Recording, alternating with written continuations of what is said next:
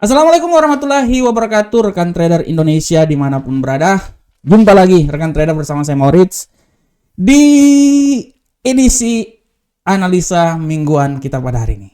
Kita akan menganalisa dari hari ini, minggu ini tanggal 30 sampai tanggal 3 nanti, 3 November. Waduh, 3 November tahun 2023. Semuanya serba 3. Bagaimanakah pergerakan pasar, rekan trader semuanya?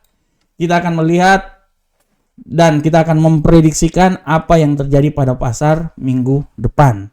Tapi sebelumnya seperti biasa rekan trader, kita sangat tahu bahwa pergerakan pasar sekarang ini benar-benar bergerak sangat cepat. Pasar tetap menunggu apa yang terjadi terutama dari sisi geopolitik.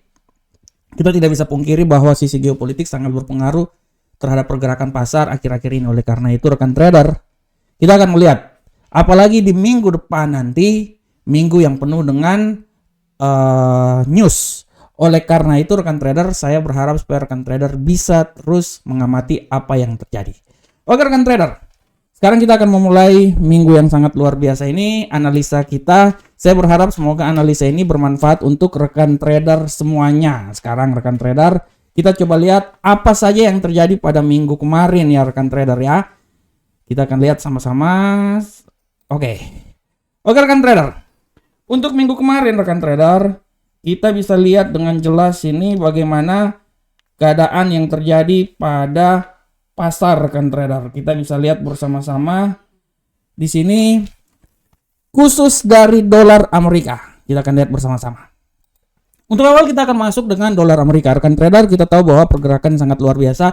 Kita memulai minggu dengan keadaan di mana dolar Amerika mengalami pelemahan yang signifikan. Oleh karena itu, kita lihat bahwa dolar Amerika sempat jatuh ke level 105.245 tapi ditutup ya. Dia bergerak naik sampai ke 106.779. Kita sangat tahu bahwa pergerakan yang terjadi pada dolar Amerika ini benar-benar dipengaruhi juga oleh masalah geopolitik. Inilah yang membuat bagaimana dolar Amerika bisa naik begitu sangat luar biasa. Dan kalau kita lihat di sini apa yang telah saya amati, saya prediksikan minggu kemarin, rekan trader bisa lihat bahwa dolar Amerika ini sesuai dengan prediksi saya dari 105.245 sampai 106.764. Sedangkan untuk euro, angkel saham dolar, rekan trader bisa lihat sesuai dengan prediksi saya bahwa kemungkinan besar euro ini, saya selalu bilang bahwa dia ini punya kemampuan naik, tapi hati-hati dia bisa berbalik arah. Dan apa yang terjadi? Setelah dia sempat naik sampai di 1.06890, dia turun dan ditutup di posisi 1.05666. Sedangkan untuk pound sterling rekan trader, sesuai dengan prediksi saya bilang hati-hati pelemahan itu dia bisa sampai di 1.2122323 dan itu terjadi. Khusus untuk gold, ini yang saya bilang. Rekan trader, minggu kemarin saya bilang bahwa gold ini masih punya tendensi kenaikan, tapi hati-hati apa yang terjadi. Tapi tetap saya bilang bahwa gold ini akan sangat berpengaruh terhadap geopolitik. Saya minggu kemarin saya bilang di salah satu judul saya 2 minggu yang lalu malahan saya bilang bahwa gold mencoba menempuh level 2000 ya. Gold mencoba menempuh level 2000 dan apa yang terjadi? Tembus 2005, tembus dia. Sempat malahan sampai di 2009. Kita akan lihat apa yang terjadi pada minggu depan. Dan untuk USD Yen Jepang rekan trader, sesuai dengan prediksi, dia memang agak sedikit landai tapi tendensi penguatan sangat tinggi di sini ya. Dan rekan trader semuanya, bagaimanakah prediksi untuk minggu depan? Nah, untuk minggu depan rekan trader, sebelum kita masuk ke minggu depan, yang ingin saya bilang buat rekan trader bahwa hati-hati pergerakan pasar pada minggu depan. Kenapa saya bilang hati-hati? Karena untuk minggu depan rekan trader bisa lihat minggu depan ini kita masuk di lautan masa lembo. Lautan yang penuh dengan goncangan. Begitupun juga pasar akan tergoncang mulai dari hari Senin. Rekan trader lihat hari Senin. Minggu depan ini minggu yang benar-benar penuh dengan goncangan. Hari Senin PDB Jerman, inflasi Jerman akan mempengaruhi euro. Hari Selasa indeks PMI dari Cina. Ini benar-benar akan mempengaruhi gold. Sangat hati-hati. Dilanjutkan dengan nilai inflasi dari Eropa. Disusul juga pada pukul 21.00 kepercayaan konsumen. Ini hati-hati. hari Rabu, rekan trader. Ini dia. Mulai masuk.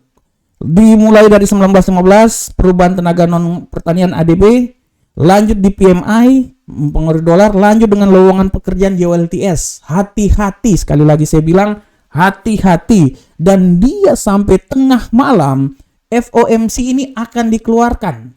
Apakah data kenaikan tingkat suku bunga akan terus dilanjutkan atau malahan dia akan membalikan arah?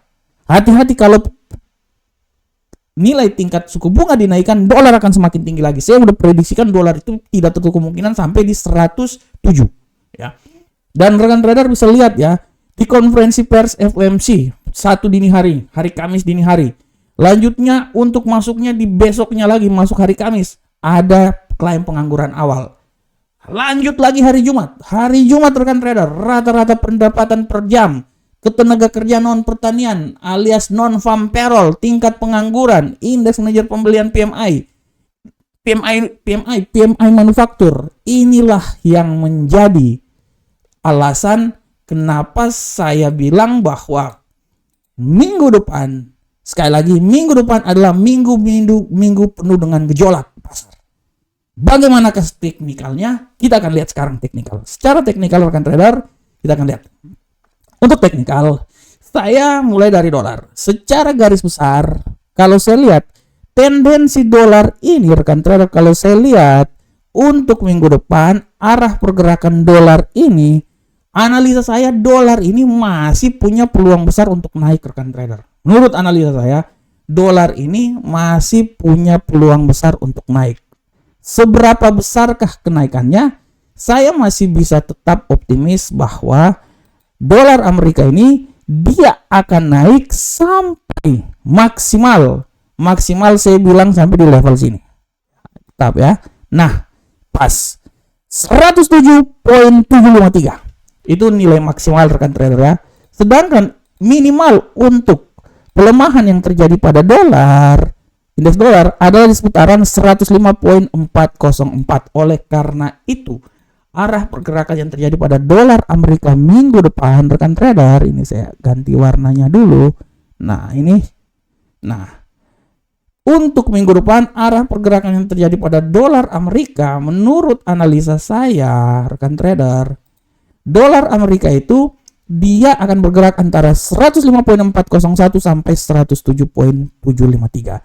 Sekali lagi saya bilang hati-hati non farm payroll, hati-hati FOMC.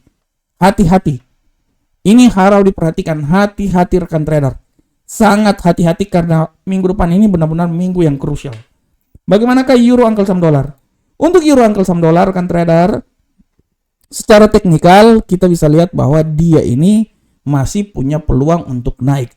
Akan tetapi kalau menurut analisa saya bisa bilang bahwa dia ini menurut saya dia mungkin kalaupun naik oke, tapi peluang dia akan turun juga sangat besar kan trader, dan saya bisa bilang bahwa dia itu bisa turun sampai level paling terendah di seputaran sini ya. Nah, ini dia ya. Oke, saya naikin sedikit dulu.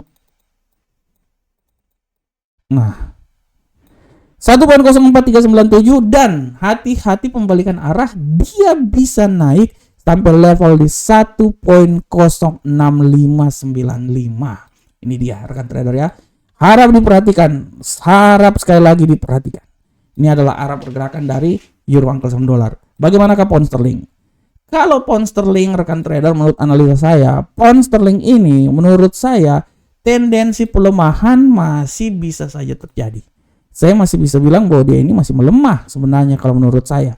Dia masih melemah dengan pelemahan yang paling terendah itu sampai di 1.92779.